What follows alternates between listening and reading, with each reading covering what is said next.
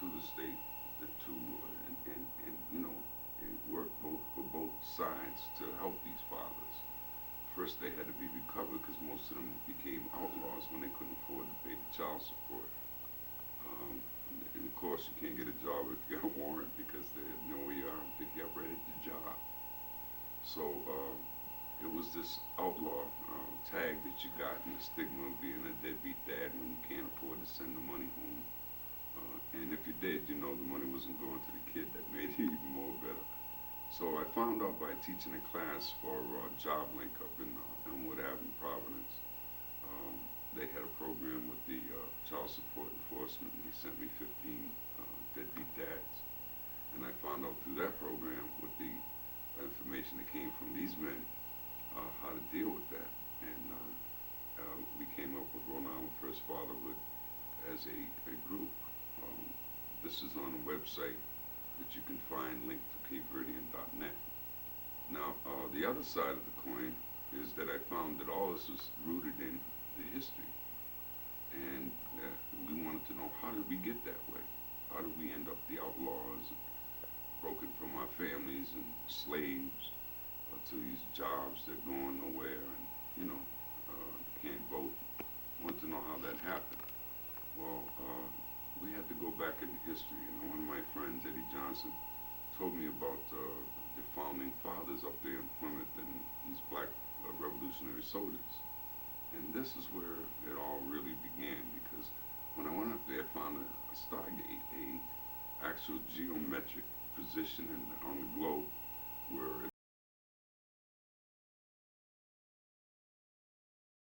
it all began. You might say the Dead Sea Scrolls. There was symbolically every thing that you could think of there. The jars from Africa, the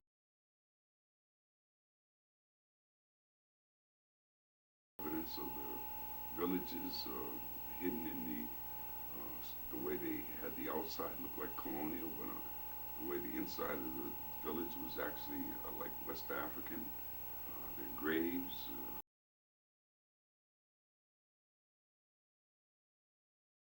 ritual and ceremonial. And the people that kept the story alive were the Cape Verdean American immigrants that have been living in Plymouth for hundreds of years. So anyway, I got interested in parting ways and became a founder of this new Parting Ways project, which reconstituted about the year 1972. So we backtracked, paid up all the dues, we paid off all the papers, and did everything we were supposed to do to make it legal. And now it's a 501c3 nonprofit organization. So not to split the two up, because they do relate to each other. And also at the same time knowing that government, state, and all these people that I've come across, and all these organizations that have all the money and power in the world, they still haven't given up one dime. You know, they haven't done one thing that actually helps these fathers regain their position in the community as fathers, and, you know, joining with their children and kind of more or less help rebuild what we lost.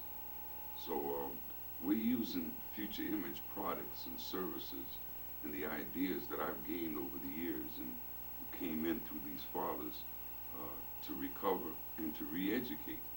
And the first thing we have to learn is symbolism in the word and what it means, and how these words that we every day we walk around, we don't realize that we're being controlled through words and pictures and images. And this is what part two is all about. All right, so we'll cut here.